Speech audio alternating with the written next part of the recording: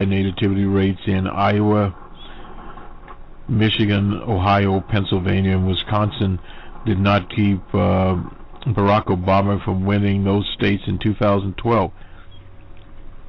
And we'll go over some of these percentages. We won't hit them all.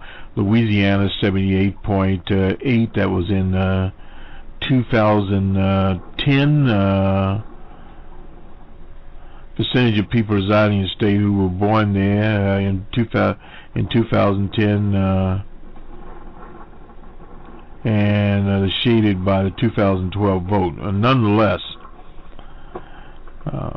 we live in Louisiana 78.8%, Michigan 76.6%. You can see where I'm going. In Wisconsin 72.1%.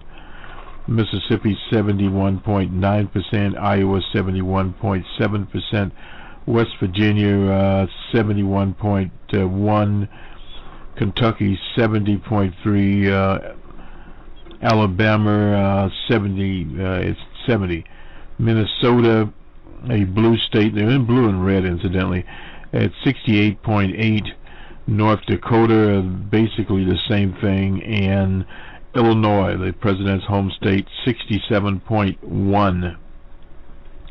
And then we go to Missouri, a red state, 65.9, I'm sorry. Nebraska 65.6, and North Dakota 65.1. A lot of new people obviously in North Dakota. There'll be more now if the survey were done at this time. In Maine 64, 63.6 in New York, and 63.1 in the Bay State, the Commonwealth of Massachusetts. Arkansas 61.3, Utah 62.3, Tennessee 61, the red state of Oklahoma 60.8, and Texas 60.5. So that's roughly 35-40% of the people are new to the state of Texas. Rhode Island 59.3, a little surprising there. North and South Carolina both at 58, one at 0.6, one at 0.5. Kansas 58, Georgia 55, Connecticut, a lot of movement there. Blue state 55.1, Hawaii 55, the president was born there. Montana 54.1, a little surprising there. California, no surprises at all, 53.8. New Jersey 52.4. New Mexico, a lot of movement there from out of state, 51.7. Vermont also the same, 51.1 actually. And then we go down, Virginia 49.9, Maryland 47.6. Idaho is a little surprising here, 46.9. A lot of people from California, like racist dog Thurman, moved there. Washington State, where we once lived, 46.9. Oregon 45.5. There was a lot of migration from California at the time we lived there in the late 70s, out in that area in the Pacific Northwest. Delaware 45.3. A little surprising, but not that surprising. A lot of mobilities there. And of course, New Hampshire, there's been a lot of mobility there from the Commonwealth and some from New York, 42.5. Wyoming, a state you normally don't go to, 41.5. In Alaska, the home of the crackpot right-wing type Sarah Palin, 39% were born there, including Sarah Palin was not born there. In Arizona, a state evidently in migration at 37.7, one of the lowest for what they call nativity. In Washington, D.C., 37.3. Florida, no one's from Florida, 35.2. Does make a difference. And of course, Nevada, even less people were born in the state of Nevada. O.J. Simpson wish he never visited the place. Nonetheless, 24.3. If we, that's the 2010 census actually. If we dig deeper by analyzing the relationship between state nativity rates and President Obama's support level. We find evidence superficially.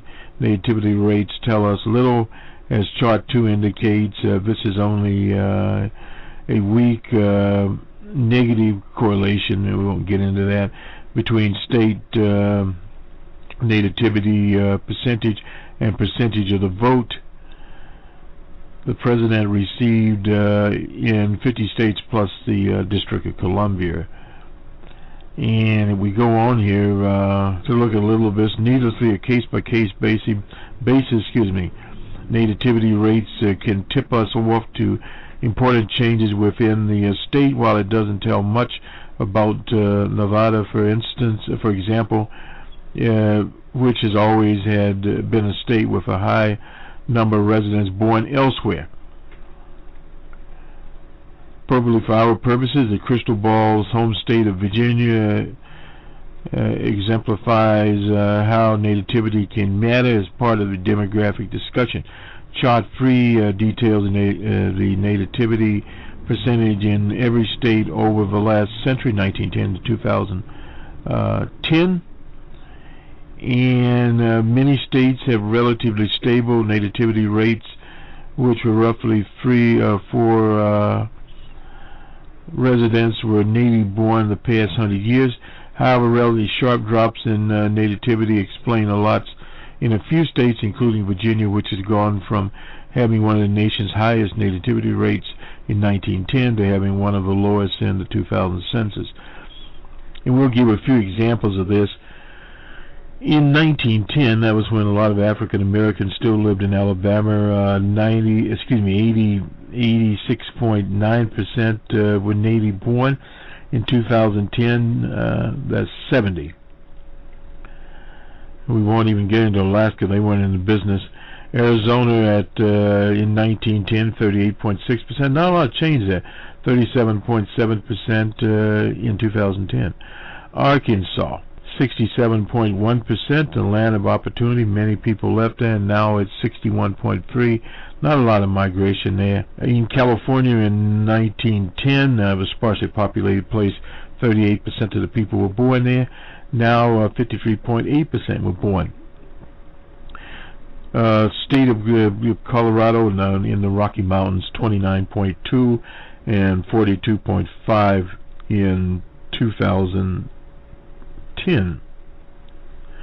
To Florida, 61.5, that was in 1910, and now it's down to 35.2. A lot of Floridians have died and left. Georgia, 90.6 in 1910, and in 2010, 55.2. Illinois, 60.4, and now actually more people were born there, 67.1 in the state of Illinois. Indiana was 75.2 in 1910, it's 68.3, a little difference there. Iowa, 63.7 in 1910, and now it's 71.7. So actually it's increased the number of native Iowans. Kansas, let's see, 47.7%, and now it's 58.2. Louisiana, 80.9%, that's before Katrina and other machinations, and now it's down to 78.8% there in the state of Louisiana. The Bay State, 55.3 in 1910, and 63.1 in 2010. So there was more natives in the Bay State than there were in 2010. In 1910. Michigan, 62.7%. Were native to the state of Michigan. Of course, the automobile industry cranked up, I should say. And African Americans, those migrated to Michigan in large numbers. But now, even without migration, 76.6% are still natives. The state of Minnesota, 54% were natives in 1910, whereas 68.8 in 2010. Mississippi, 87, and is now 71.9%. Some inward migration, particularly African Americans from California and elsewhere, moved back to Mississippi. Missouri, not much there. 67.5 in 1910, 65.9 in 2010.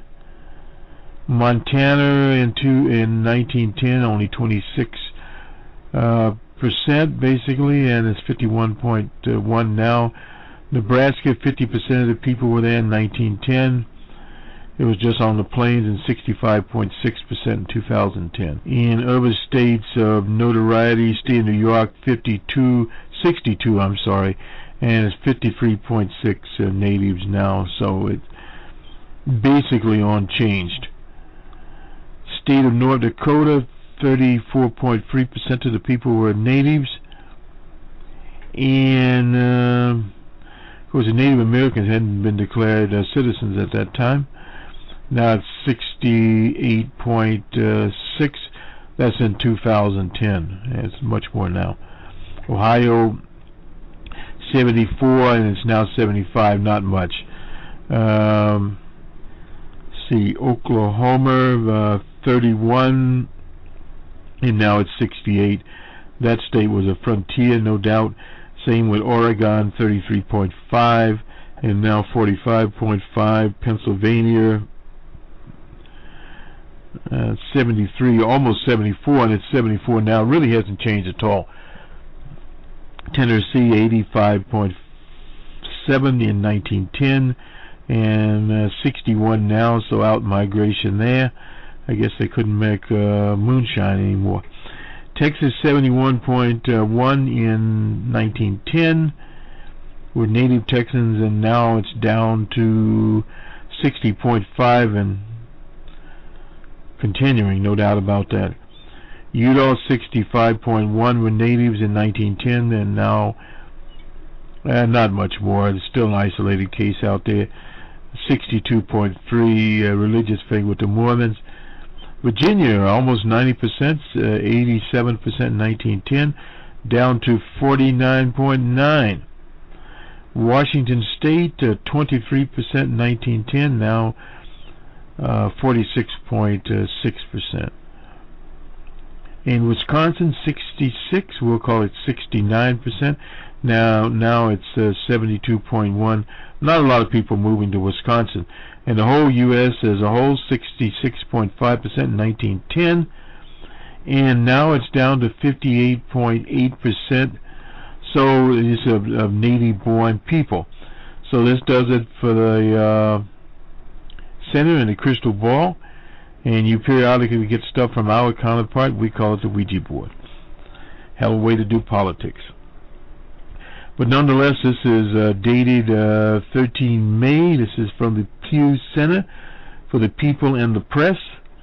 And I'll just read the overview. The public paid limited attention last week's congressional hearings on Benghazi. Fewer than 44% of Americans say they were following the hearings. Fairly close, virtually unchanged from late January, when Hillary the Monster Clinton herself appeared. Last October, 61% said they were following the early stages of the investigation.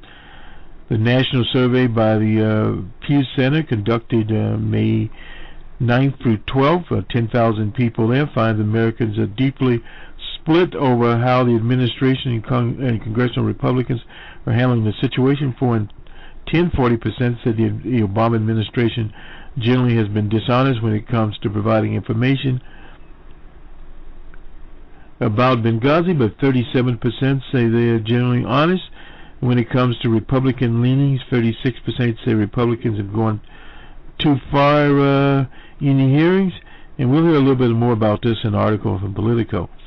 While 36% say they have handled it appropriately, not surprising, reactions divide clearly along partisan lines. 70% of Republicans say the Obama administration has been dishonest. 65% said the hearing has been handled appropriately, and among Democrats, 60% said the hearings have gone too far. 62% said the Obama administration has been honest. The judgment independence leans against the administration at this point, 48% to 30% margin. The administration is generally